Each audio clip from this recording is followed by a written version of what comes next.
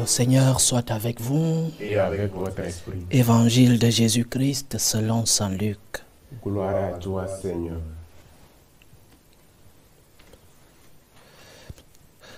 En ces jours-là, Marie se mit en route et se rendit avec empressement dans la région montagneuse, dans une ville de Judée. Elle entra dans la maison de Zacharie et salua Élisabeth. Or, quand Élisabeth entendit la salutation de Marie, l'enfant tressaillit en elle. Alors Élisabeth fut remplie d'Esprit Saint et s'écria d'une voix forte: « Tu es bénie entre toutes les femmes, et le fruit de tes entrailles est béni. D'où m'est-il donné que la mère de mon Seigneur vienne jusqu'à moi? Car lorsque tes paroles de salutation sont parvenues à mes oreilles, l'enfant tressaillit d'allégresse en moi. Heureuse celle qui a cru à l'accomplissement des paroles qui lui furent dites de la part du Seigneur. » Marie dit alors: « Mon âme exalte le Seigneur, exulte mon esprit en Dieu mon Sauveur. Il s'est penché sur son humble servante, désormais tous les âges me diront bienheureuse. Le Puissant fit pour moi des merveilles, saint est son nom. Sa miséricorde s'étend d'âge en âge sur ceux qui le craignent. Déployant la force de son bras, il disperse les superbes, il renverse les puissants de leur trône, il élève les humbles. Il comble de bien les affamés, renvoie les riches les mains vides. Il relève Israël son serviteur, il se souvient de son amour, de la promesse faite à nos pères en faveur d'Abraham et sa descendance à jamais. » Marie resta avec Élisabeth environ 3 mois, puis elle s'en retourna chez elle. Acclamons la parole de Dieu. Louange à toi, Seigneur Jésus. Chers frères et sœurs, en Jésus-Christ, chers fils de notre Mère, la Sainte Vierge Marie, loué soit Jésus-Christ. Nous célébrons aujourd'hui l'Assomption de notre Mère. Marie est élevée au ciel. Un dogme de notre foi. Le dogme de l'Assomption, c'est le dernier dogme proclamé par notre Église, proclamé en 1950 par le pape Pie XII. Mais les dogmes dans notre Église ne sont pas des inventions. Ce n'est pas que le pape Pie XII s'est levé un bon matin et a dit « Assomption ». Il a signé un petit livre et on a commencé à fêter l'Assomption. Non. Les dogmes sont des conséquences d'une part, les Saintes Écritures et d'autre part, de la tradition de notre Église. Si nous disons que la Vierge, notre Mère, a été conçue sans péché originel, ce que nous appelons l'Immaculée Conception, la conséquence de cette Immaculée Conception, c'est que notre Mère ne puisse pas être corrompue par le sépulcre, par le tombeau. Si elle est née sans péché originel, la conséquence voudrait, la logique voudrait que même à sa mort, qu'elle ne puisse recevoir aucune tâche, parce que la corruption du corps est conséquence du péché originel. Et si elle n'a pas, ou alors si elle a été préservée du péché originel, la logique voudrait que son corps ne puisse pas connaître la corruption qui est conséquence du péché originel. Nous célébrons donc l'Assomption de notre Mère au ciel. Marie est élevée, pas par sa force, pas par sa puissance, mais par la force et la grâce de son Fils Jésus-Christ, qui était déjà au ciel, ascension. Mais pour comprendre la fête que nous célébrons aujourd'hui, nous devons rentrer à la fin du Moyen-Âge. Et comme je disais, les dogmes ne sont pas des inventions. C'est une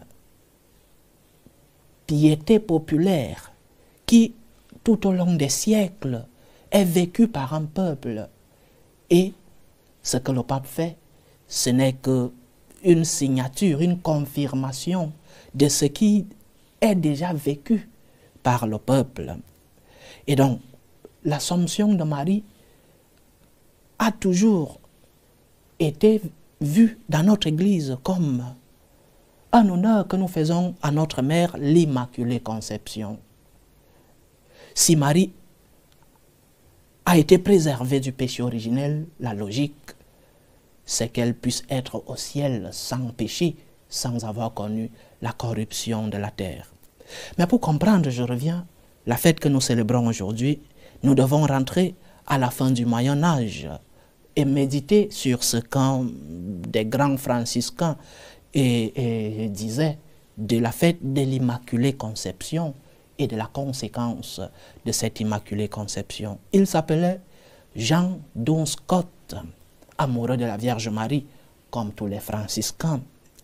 Et il prenait une image. Il disait, qu'est-ce qu'un fils ne ferait pas pour sa mère? Que peut faire un fils pour sa mère? Tout le possible. Tout ce qu'un fils peut faire pour sa mère, il le ferait. Et quel fils? De quel fils parlons-nous? De Jésus-Christ. Jésus-Christ, vrai Dieu. Et donc, un fils peut protéger sa mère. Nous qui sommes des fils, nous savons tout ce que nous pouvons donner pour nos mères. Protection, prendre soin d'elles, attention, respect, sacrifice pour nos mamans, ce qui est normal. Et Jean Dunscott concluait en disant, le Christ a pu, parce qu'il est Dieu, il l'a voulu, parce qu'il aimait sa mère, et il l'a fait. Le Christ a pu élever sa mère au ciel, parce qu'il est Dieu, parce qu'il est tout-puissant. Il a voulu, parce qu'il aimait sa mère, l'amour d'un fils à sa mère, et conséquence, il l'a fait. Qu'est-ce qu'un fils ne pourrait pas faire pour sa mère?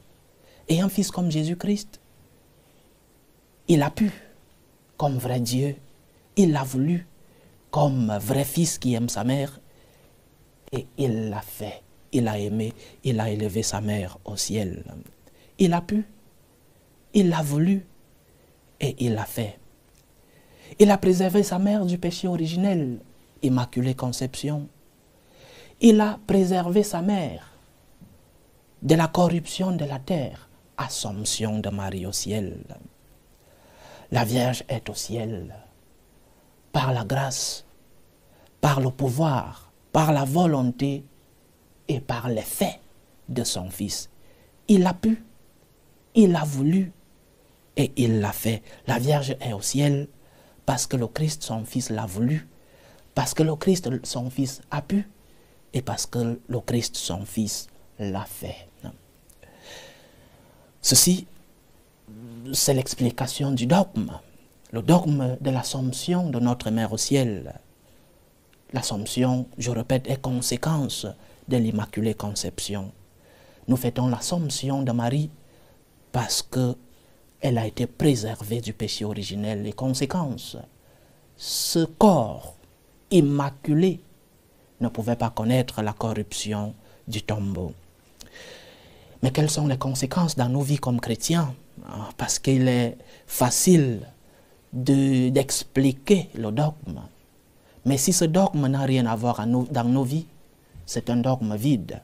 Et notre Église a toujours voulu que nous puissions non seulement connaître les dogmes de notre Église, mais aussi de les vivre.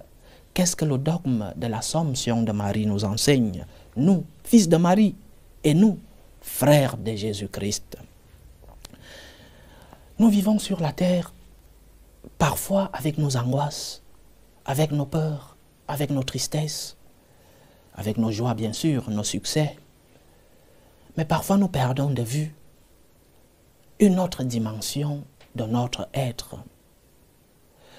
Nous sommes des êtres à la fois temporels et éternels. Temporels parce que notre corps éternelle parce que notre âme, depuis sa création, est la dimension éternelle de notre être.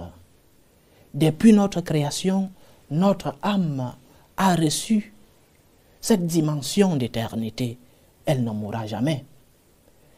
Et si elle ne mourra jamais, nous devons préparer cette éternité lorsque cette âme se séparera de son corps, vie temporelle. Mais nous savons que l'homme est une unité de corps et d'âme. Et donc, nous sommes appelés, ou alors nos deux dimensions après la mort, sont appelées à se rencontrer de nouveau pour l'éternité. Donc, et si nous croyons qu'il y a une vie après celle-ci, nous croyons aussi que ceux qui nous ont précédés vivent déjà cette éternité. Revenons donc dans le dogme que nous célébrons aujourd'hui. Marie est au ciel. Notre mère est au ciel. Cela signifie pour nous que nous avons une mère qui veille sur nous au ciel.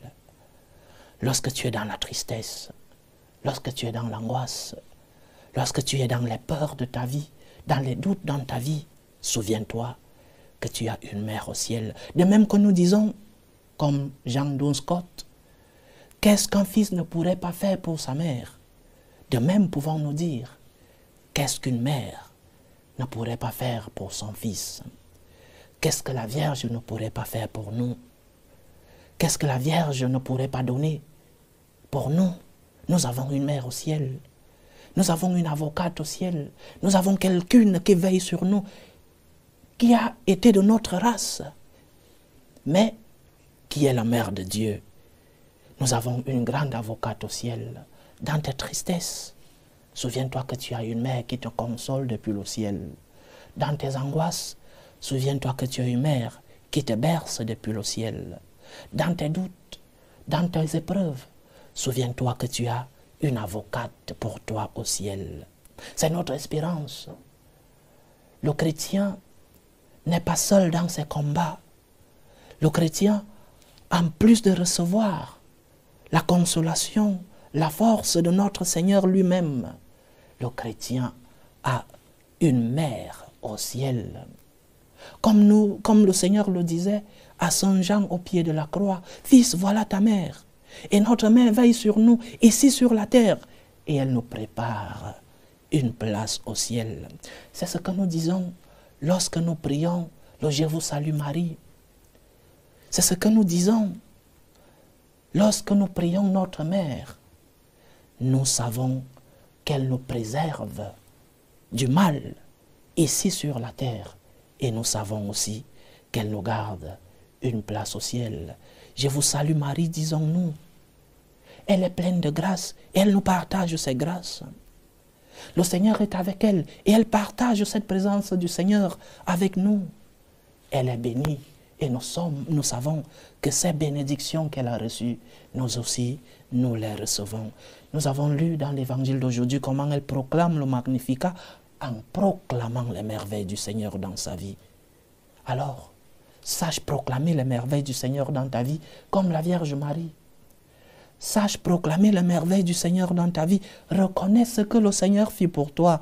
Le Seigneur fit pour moi des merveilles, dit la Vierge.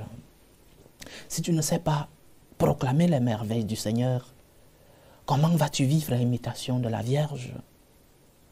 Si tu ne sais pas voir les merveilles du Seigneur dans ta vie, comment ta mère qui est au ciel, qui a su voir les merveilles du Seigneur dans sa vie, comment pourra-t-elle t'accompagner dans tes épreuves?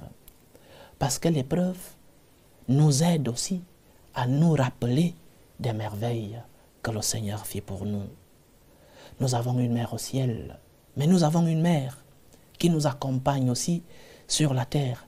Et chaque prière que nous élevons, chaque supplication que nous faisons à notre mère, chaque Sainte Marie prie pour nous, que nous disons, nous savons bien que cette mère ne nous abandonne pas. Que peut faire une mère pour ses enfants? Que ferait une mère?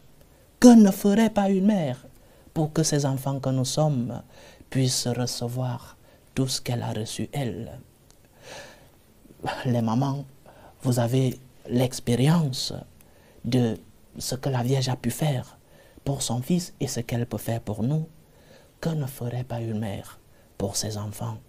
Et nous avons une grande avocate, une mère qui veille sur nous au ciel, mais qui commence à veiller sur nous sur la terre, par ses enseignements, par sa protection. Elle console les affligés. Nous pouvons citer tout ce que nous disons dans la litanie de la Vierge Marie. Et tout cela sera si peu comparant ce que notre mère peut faire pour nous. Alors, crions de joie, d'allégresse, nous avons une mère au ciel. Nous avons quelqu'une qui a vécu comme nous des doutes, qui a vécu la tristesse comme nous, qui a été dans l'angoisse comme nous, dans l'épreuve, mais qui a su garder l'espérance en se rappelant des merveilles que le Seigneur fit pour elle.